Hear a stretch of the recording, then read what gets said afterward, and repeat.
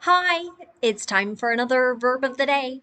Today's verb is accelerate. Let's take a look at some of the definitions or ways that we use this verb. The first way you're likely to hear accelerate used is to mean to begin to move more quickly. With this particular definition, generally we're talking about a vehicle or some other object beginning to move more quickly.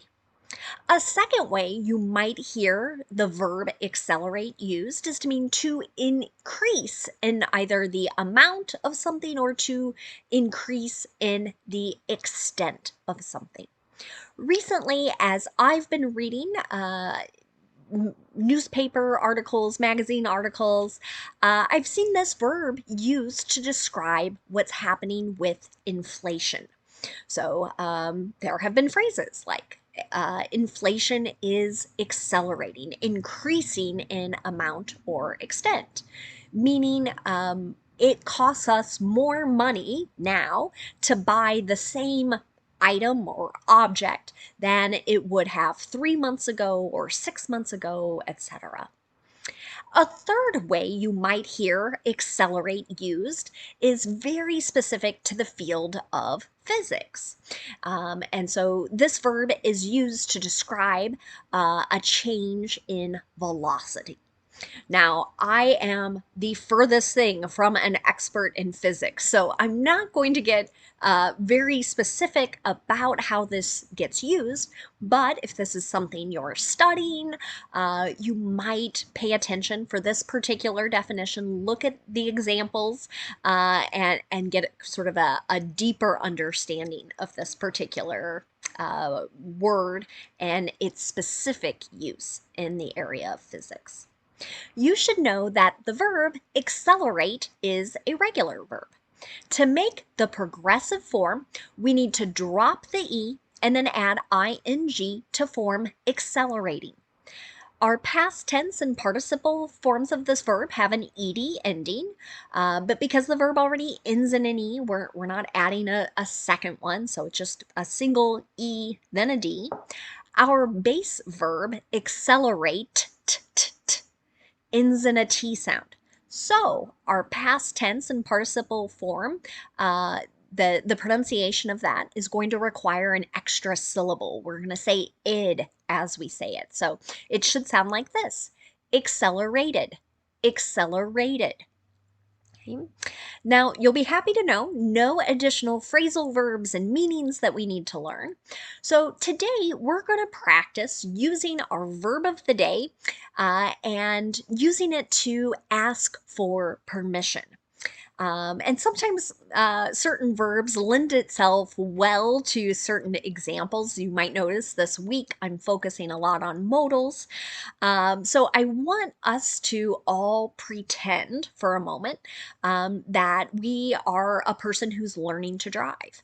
Maybe we're learning to drive from our parents or from a formal teacher, and we might be in a situation where we're sort of asking permission and if it's okay to make the car go faster. At a certain point in time. So we're really going to focus on that first usage of our verb.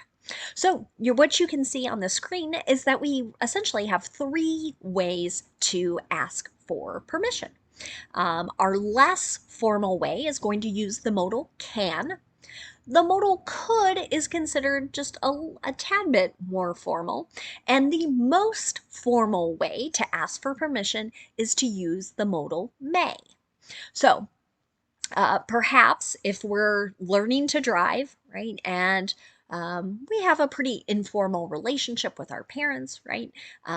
When we're practicing, right, I might say to my mom, my dad, can I accelerate now, right? Okay. But perhaps we're driving with our grandparents. I always felt like I was a bit more formal with my grandparents. An older generation sometimes brings that out in us, right? I might say, Grandma, Grandpa, could I accelerate now? And then I tended to be even more formal with my teachers, right? These were not my friends, not my family, right? So I might ask the question, may I accelerate? Okay. So let's take a look at how we can answer these questions about permission, right? So if we ask the can I accelerate now, right? The parent could answer me back, yes, you can. Or they might say, sure, or of course. Okay? As we increase in formality and use could I accelerate, notice the answer is still yes, you can. Okay? And then, of course, if we're going to do the most formal, may I, right, we can answer back the person, yes, you may. Okay? And again, you can see those other examples, sure, of course, go ahead. Those are all affirmative responses. So someone is being given permission. Of course, we have negatives, right? So our negative with can and could would be no, you can't. You might not hear some people soften it by saying sorry, but, and then giving you a reason why they are not giving you permission at this time. Okay. The other thing to notice is if we ask the more formal structure, may I, right? The negative here is no, you may not, and we don't have a contraction form for may not. Okay.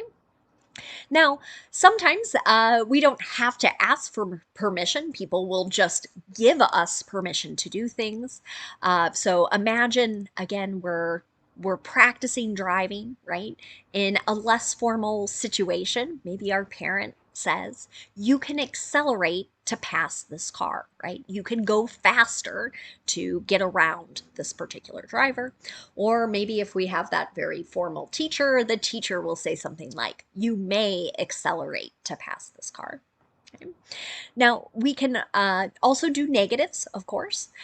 So again, maybe the parent says you can't accelerate in a school zone, right? We don't want you to start driving really fast if there are children walking to or from school. And then you can also see that more formal structure. You may not accelerate in a school zone. So what I hope you're noticing here is we're not using could in affirmative or negative statements, but we can use it in questions. So all three ways to ask for permission are fine. And I think in many situations, people are not going to care all that much about how formal you are. So if it's easier to remember can or could, that's fine. Um, I I would not be too worried about using a more formal may. Now, let's spend a moment looking at some words that are related to our verb accelerate. The first word we're going to look at is the noun acceleration. Okay? The first way we can use this noun is to refer to a vehicle's capacity or ability to gain speed within a short period of time. An example of this, the car's acceleration is unmatched, right? You might hear things like this car goes 0 to 60 in so many seconds, right? That's what we're talking about here, that acceleration, the ability to gain speed. A second way you might hear acceleration used is to refer to the increase in the rate or speed of something. An example of this might be the acceleration of COVID-19 vaccine development scared some people. And you might have heard people about a year ago as our different vaccines were being approved by government agencies. Like, wait a second, how were they able to do it so fast? Is it safe? Right? And we knew then that yes, it was safe. Now we have even more data that it is absolutely safe. But so many people, scientists, medical researchers, others really increased the rate at which they worked on this particular problem because of how huge an impact it was having on our world. A third way you might hear the noun acceleration, pardon. The third way you might hear the noun acceleration used is again in reference to physics and the rate of change of velocity per unit of time. So as an example sentence here for problem number 2, we're going to calculate the acceleration, right? You might hear a statement like that from a physics teacher. The next related word that we're going to look at is the noun accelerator.